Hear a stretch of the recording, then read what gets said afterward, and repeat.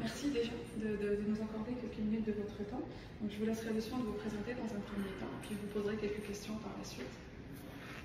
Mon nom, c'est David Levine. J'étais gestionnaire 40 ans dans le domaine de la santé. J'étais DG des CLSI, des hôpitaux, l'Agence de santé de Montréal, ministre délégué à la santé au gouvernement du Québec.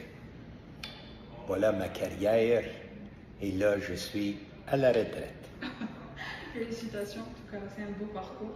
Puis, vous nous avez fait l'honneur d'assister à l'école d'été. Et par rapport à ça, j'aurais quelques questions pour vous, si vous le permettez. Donc, il s'agit en fait de répondre à la question si notre réseau de santé est-il en crise.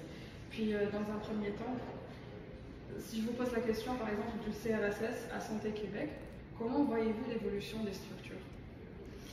On a fait, moi j'étais membre du conseil d'administration du conseil régional au début, en 1976, et j'ai vécu la régie régionale, j'ai vécu l'agence et maintenant Santé Québec. Au début, on était 750 DG à travers le Québec. Avec la régie, on était 350. Avec l'agence, il y avait 92 centres de santé et aujourd'hui, il y a une Santé Québec. Conséquence, une énorme centralisation avec le danger de devenir très bureaucratique parce que dans les grandes organisations, vous n'avez pas la même marge de manœuvre qu'on se trouve sur le plancher local. Et dans ce sens-là, les gestionnaires sont très loin de l'offre de services directs et c'est de plus en plus difficile pour la population de participer.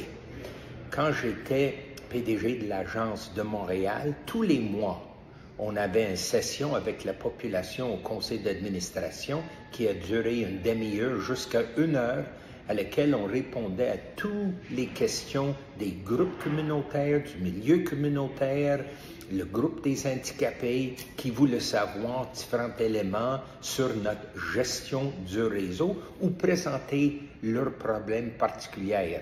Je ne sais pas si ce type d'interaction avec la communauté va continuer. Merci pour votre réponse. Donc, je passerai à la deuxième, si vous le permettez. Donc, ça concerne en fait la gestion de la demande. Selon vous, quels sont les objectifs que l'on doit poursuivre et de quelle façon doit-on les exprimer? Quand on parle de la gestion de la demande, il faut comprendre, dans la santé, 20% de la population a besoin de ce qu'on appelle des soins aigus. Une intervention plus vite à cause d'un problème, un jambe brisée, une intervention du cœur.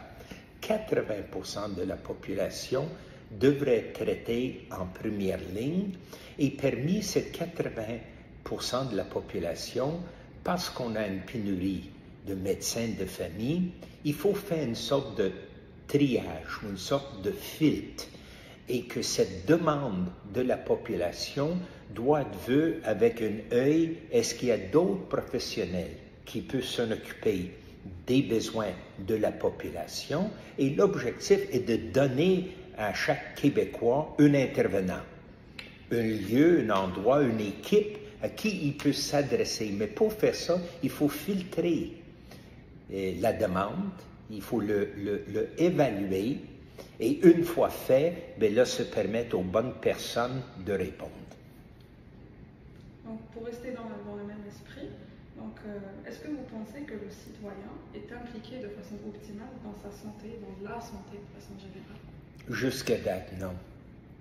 On parle de la manière où le citoyen fait une prise en charge de sa propre santé, que ce soit le suivi des médicaments, et très souvent, le patient ne fait pas le suivi approprié, que les patients mangent d'une façon appropriée avec tous les consignes qu'on sait pour éviter le diabète, pour éviter le surpoids, éviter l'obésité.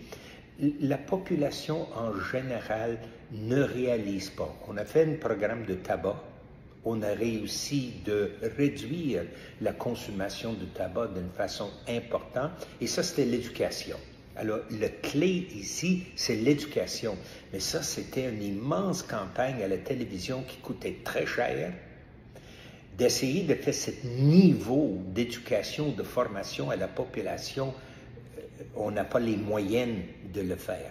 Mais si on était à un niveau local, si on était capable de travailler avec les municipalités, avec la formation locale dans chaque municipalité, on aurait été capable d'embarquer la population d'une plus grande prise en charge de leur propre santé qui aurait changé, comme pour le tabac, le nombre de cas de cancer du poumon a diminué, le nombre d'interventions pour transplantation du poumon a diminué, et tout ça est lié à cette campagne de prise en charge.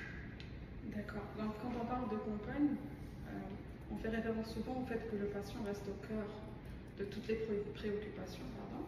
Donc, selon vous, est-ce que les indicateurs de performance du système de la santé sont-ils alignés sur ce qui compte le plus pour les populations? Pour le moment, malheureusement, les indicateurs sont beaucoup plus basés sur le volume d'intervention, le nombre de visites au médecin, le nombre d'heures qu'on passe à l'urgence. C'est pas dans une évaluation ni de la satisfaction de la clientèle, ni d'une évaluation de la qualité de l'intervention et de la réussite de l'intervention pour la personne. Je ne veux pas dire qu'il faut éliminer une connaissance du volume. La gestion exige de savoir est-ce qu'on a, pour l'argent investi, un retour d'intervention. Mais il faut savoir si l'intervention était valable. D'intervenir sans que ça donne des bons résultats et encore le gaspillage de nos ressources. Alors, je pense dans ce sens-là, on a du chemin à faire. D'accord.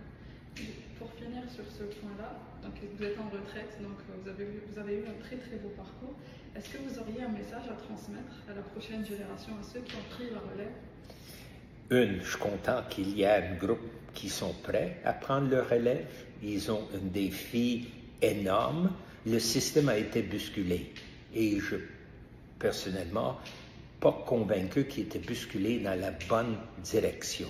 Alors, le défi des gestionnaires d'aujourd'hui est encore plus grand que dans mon temps, à laquelle ce que j'avais à faire comme DG de mes établissements était beaucoup plus clair. Maintenant, il y a très peu de DG, il y a une hiérarchie de commandes très forte.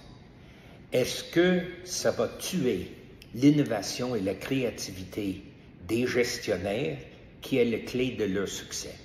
Alors, un gestionnaire à l'intérieur de son équipe qui était de vingtaine de personnes, s'il sent la liberté d'être créatif, s'il sent la liberté de travailler ensemble avec son équipe de 20 personnes, il va arriver à réussir. Si de vouloir faire quelque chose de différent, être, en guillemets, délinquante, il est obligé de demander permission, ça va changer beaucoup. Dans mon temps, on était capable d'être délinquante un petit peu. Aujourd'hui, il faut pas mal demander permission.